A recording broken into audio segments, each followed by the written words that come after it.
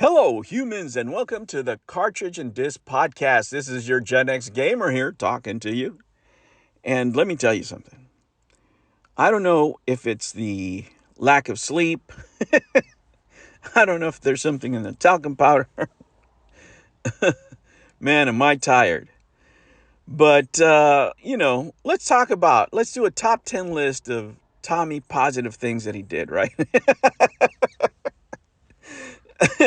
you know, my experience is going to be very different than a lot of people's, right? For me, the whole Intellivision saga was a positive thing, right? If you're an investor or if you really need those $100, you probably feel differently, and that's completely understandable, okay? But we got to put some respect on this man's name. I keep saying that, and you guys keep forgetting here. So I decided to make a top 10 list of good things, right, that came out of the whole Intellivision Amico saga via one Tommy Tallarico, right? Regardless of what he did to other people, if it wasn't for Tommy, you wouldn't even be listening to this little podcast right here, right? So let me start you off with the top 10 things, and there's probably more. And if you guys can name them, put them down there, and you guys are very creative, and I'm sure you will put them down there, right? For the most part,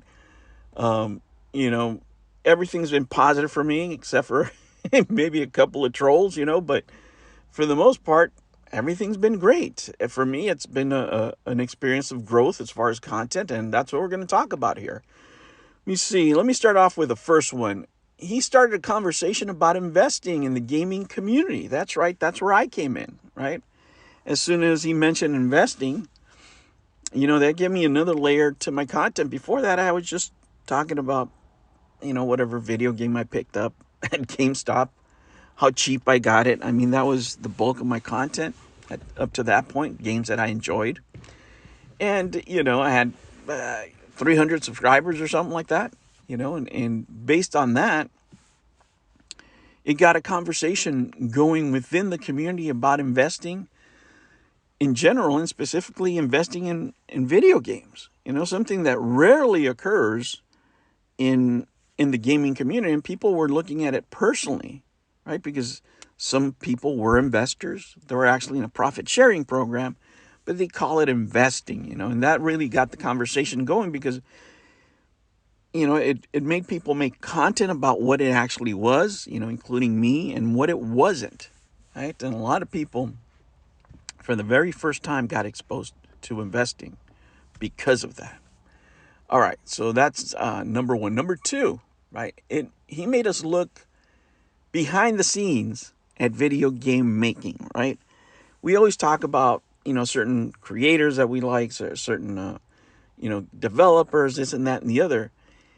But when it came to the Amico and the claims that they were making, specifically the claims that he was making, if you were a content creator, you were going behind the scenes and trying to find out as much as information as you could about these people making the video games, what they were doing, and what, stage they were in, and trying to dig deeper into every claim that Tommy made, right? So whether you're a creator making this content, you would have to research it. And if you're a consumer, and at that point I was, listening to these people talk, it would take me behind the scenes, and I would learn more about the video game process making. You had creators out there like Gatoru's, breaking down video game making in a concise manner where everybody could understand, and why things were happening and why things were not happening and what stage they could be in, right? So that was just a deeper look by a lot of people. I know for me, it was like the very first time I really got into that subject matter. Here's another point. Let's say this is point number 3. He made the irrelevant relevant, right? He really did. In two ways. One is he would reach out, to all these creators for whatever reason, right? And the reasons, until he actually says them, everything that we talk about right now is conjecture, right? I have my reasons. I think he was just trying to relate to the investors that he was trying to pursue. Some other people thought it was just, easy pickings. But until the man says it himself, we're really not going to know. But he made the irrelevant relevant in two ways. One is by having these people on, being on their podcast. So we got to see a lot of creators that we would never, ever turn on their channels for whatever reason, right? And then you had people criticizing those interviews, right? Which were also channels that nobody had even heard of until they started criticizing what was being said on said podcast, right? So it was a duality going on there of irrelevant creators being, brought up, whether it's me, and I include myself in that, or anybody else, out of obscurity, right? It was getting people known for either being on with Tommy or criticizing what was being said on those podcasts, right? All right. Number 4, he exposed the gaming racists. I think that term is going to stick forever in a lot of people's language, right? And I've used it a couple of times. A couple of times as clickbait, and people are like, that's not what he meant by that. They miss the point of clickbait, right? But yeah, that moment right there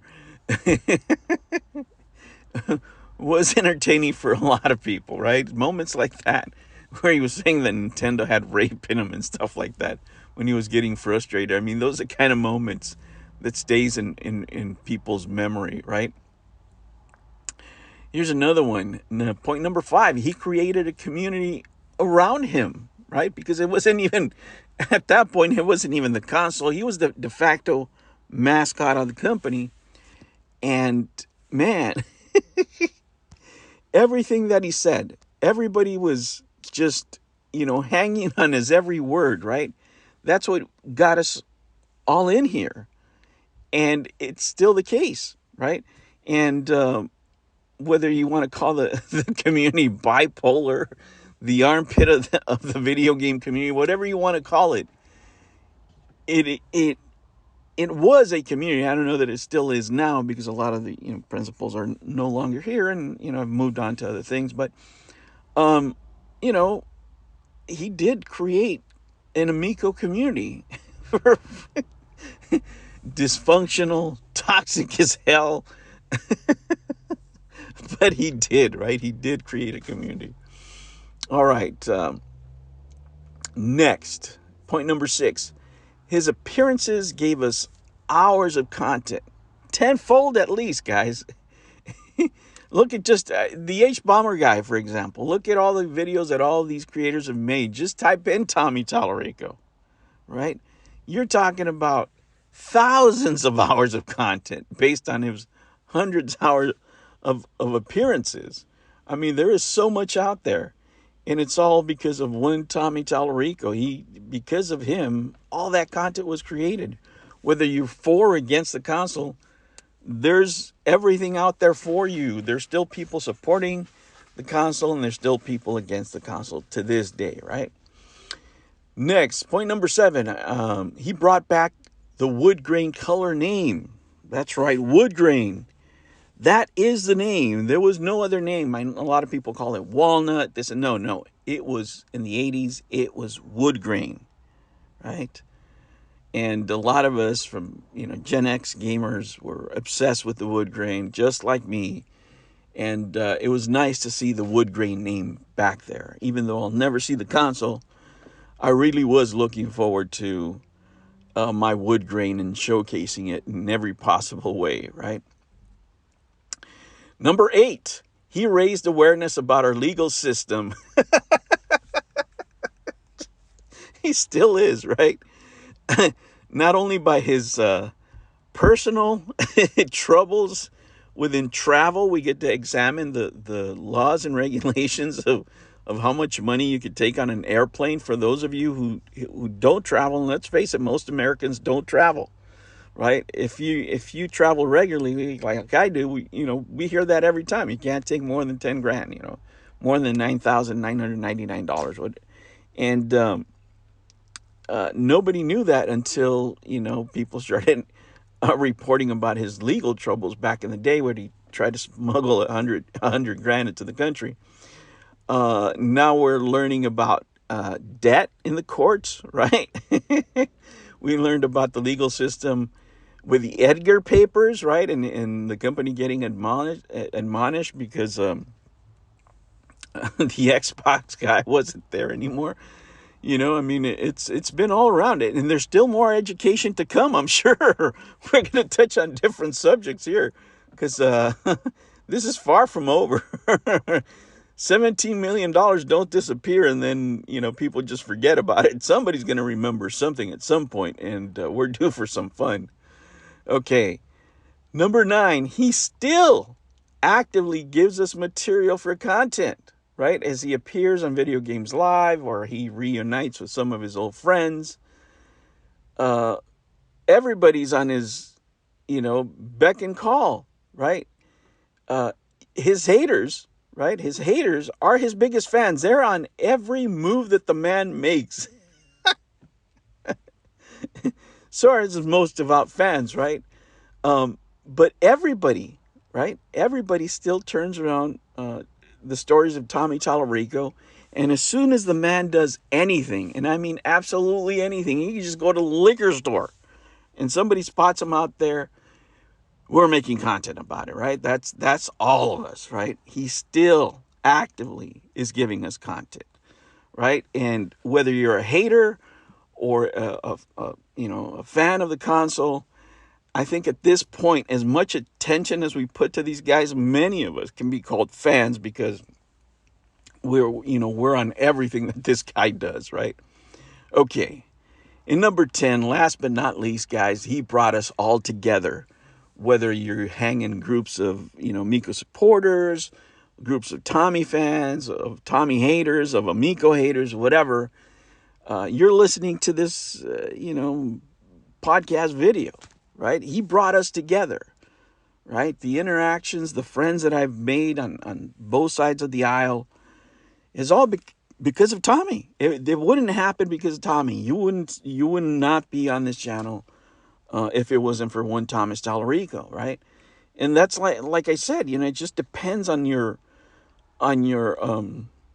involvement with the company. Has it been a positive or negative experience for you? I mean, let's face it, it made COVID a lot more entertaining, right? Because we had something to do. Day by day, we were hanging on this guy's every word. And in many ways, we still are. All right, guys, that was a talk for today. I hope I gave you something entertaining to think about. We always think about the negative. I just wanted to point out some of the positive, right? It's not like we've all had a horrible time with the Amico. No, we've had a lot of great times. Whether you're talking about positive for the console, you were against the console, you got to talk to people. A lot of us are still here. Some of our dear friends have passed on, but man, it's been a fun ride. At the end of the day, we're still having fun with this thing. And, there's many more laughs to come. I'll catch you on the next one. Take care.